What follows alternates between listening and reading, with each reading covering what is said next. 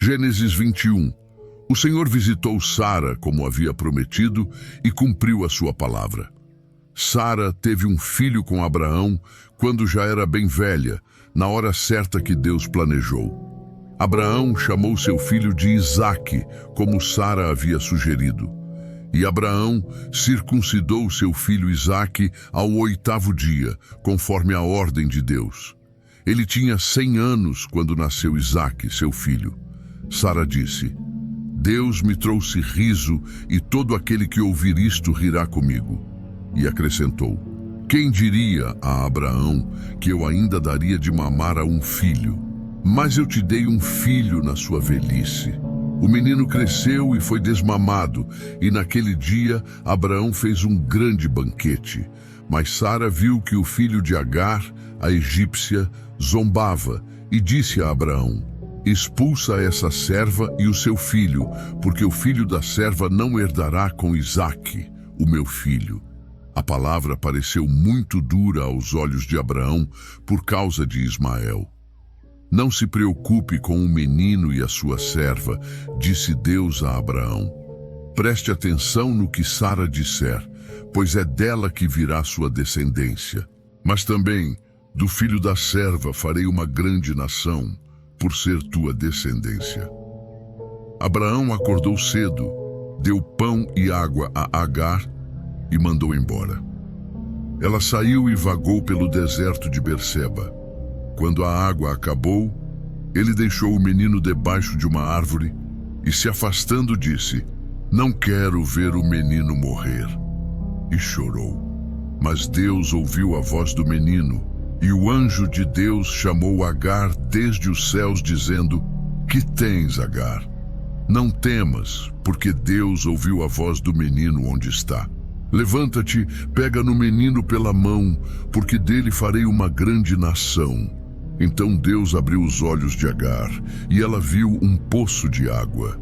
Encheu o odre e deu de beber ao menino.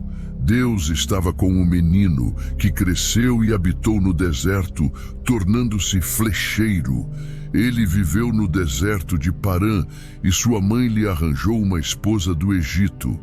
Naquela época, Abimeleque, junto com Ficol, seu comandante, disse a Abraão: Deus está com você em tudo que faz. Jura-me, pois, aqui por Deus, que não agirás falsamente comigo, nem com meu filho, nem com meu neto. Assim como eu te tratei bem, trate também a mim e a terra. E Abraão respondeu: eu jurarei. Abraão, no entanto, repreendeu Abimeleque por causa de um poço que os servos dele haviam tomado à força. Abimeleque respondeu: eu não sabia quem fez isso, nem tu me informaste, e só agora ouvi a respeito. Abraão pegou ovelhas e vacas e deu a Abimeleque, e os dois fizeram uma aliança. Separou ainda 7 cordeiras do rebanho, e Abimeleque perguntou: o que significam estas 7 cordeiras que puseste à parte?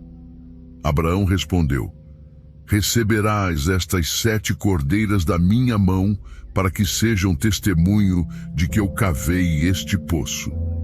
Por isso, aquele lugar foi chamado Berseba, porque ali os dois fizeram juramento. Depois da aliança em Berseba, Abimeleque e Ficol voltaram para a terra dos filisteus. Abraão plantou um bosque em Berseba e invocou ali o nome do Senhor, o Deus eterno, e permaneceu na terra dos filisteus por muitos dias. Gênesis 21 é um capítulo decisivo na história da promessa. Aqui vemos o nascimento de Isaque, o filho que representava o cumprimento da aliança de Deus com Abraão. Sara, que antes duvidava, agora vê o incrível: dar à luz na velhice. Isso nos mostra que a fidelidade de Deus não depende das circunstâncias humanas, mas da sua palavra imutável. Também encontramos o momento difícil da separação entre Ismael e Isaque. Mesmo sendo doloroso para Abraão, Deus o orienta a confiar, garantindo que também cuidaria de Ismael, pois dele viria uma grande nação. Isso revela a justiça e a misericórdia do Senhor. Ele cumpre suas promessas, mas não abandona ninguém. O capítulo ainda nos apresenta o episódio de Berseba, onde Abraão firma uma aliança de paz com Abimeleque. Ali, ele invoca o nome do Senhor e o reconhece como o Deus eterno. É uma lembrança de que, em meio às lutas e peregrinações, a verdadeira segurança está em estar em aliança com Deus. Assim, este capítulo nos ensina que o tempo de Deus nunca falha, que Ele cuida dos que parecem esquecidos e que sua fidelidade é eterna. Gênesis 22. E aconteceu, depois destas coisas, que Deus provou Abraão, chamou-o, dizendo: Abraão. E ele respondeu: Eis-me aqui. Então disse o Senhor: Pegue agora o teu filho, o teu único filho Isaque, a quem amas. Vai à terra de Moriá e oferece-o ali em sacrifício, sobre um dos montes que eu te mostrarei. Na manhã seguinte, Abraão levantou-se de madrugada, preparou o seu jumento, tomou consigo 2 servos e Isaque, seu filho. Cortou lenha para o sacrifício e partiu para o lugar que Deus lhe havia indicado. Ao terceiro dia, levantou os olhos e viu o lugar de longe. Fiquem aqui com o jumento, eu e o garoto vamos ali. Depois de adorar, voltamos para vocês. Abraão tomou a lenha do sacrifício e colocou-a sobre Isaque, seu filho. Ele mesmo levou o fogo e a faca em suas mãos e caminhavam juntos. Então Isaque chamou: Meu pai. E Abraão respondeu: Eis-me aqui, meu filho. Isaque disse: Aqui está o fogo e a lenha, mas onde está o cordeiro para o sacrifício? Deus vai prover o cordeiro, filho, respondeu Abraão, e seguiram juntos. Chegando ao lugar que Deus lhe dissera, Abraão construiu um altar, colocou a lenha em ordem, amarrou Isaque e o deitou sobre o altar, em cima da lenha. Estendeu a mão e pegou a faca para sacrificar o filho. Mas o anjo do Senhor o chamou desde os céus: Abraão, Abraão. E ele respondeu: Eis-me aqui. Então disse: Não estendas a tua mão sobre o rapaz, nem lhe faças mal algum.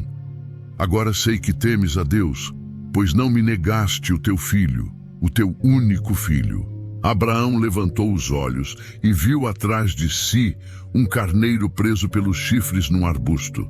Pegou-o e ofereceu-o em sacrifício, em lugar de seu filho, e chamou aquele lugar: O Senhor proverá. Por isso se diz até hoje: No monte do Senhor se proverá. Então o anjo do Senhor chamou Abraão pela segunda vez desde os céus e disse: Por mim mesmo jurei, diz o Senhor, porque fizeste isto e não me negaste o teu filho, o teu único filho, certamente te abençoarei. Vou aumentar muito a sua descendência, como as estrelas do céu e a areia da praia. Eles vão dominar seus inimigos. Em você, todas as nações da terra serão abençoadas por sua obediência. Assim, Abraão voltou aos seus moços, levantaram-se e juntos foram para Berseba, onde habitou Abraão. Depois disso, avisaram a Abraão: Milca também teve filhos com Naor, teu irmão. Uz, o mais velho, Buz, Quemuel, pai de Arã, Quésede, Razo, Pildas, Gidlafe e Betuel. E Betuel gerou Rebeca. Estes 8 filhos Milca deu a Naor, irmão de Abraão. Sua concubina Reumá também lhe deu filhos: Tebá, Gaã, Taás e Maaca. Este capítulo é um dos mais profundos de toda a Escritura.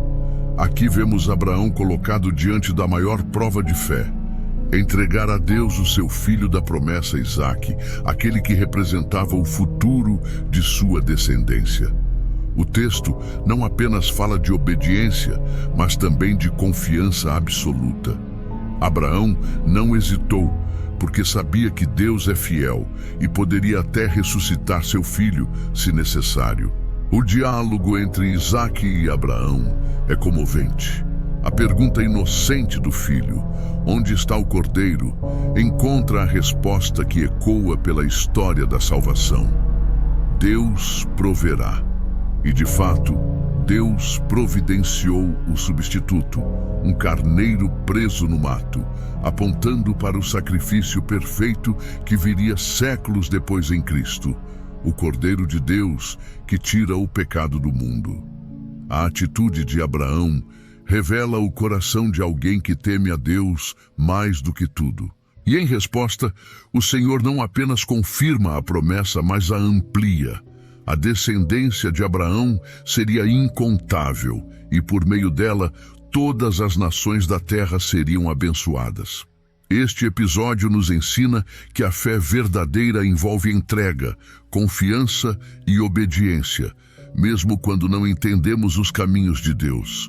No Monte de Moriá ficou marcado para sempre que o Senhor proverá.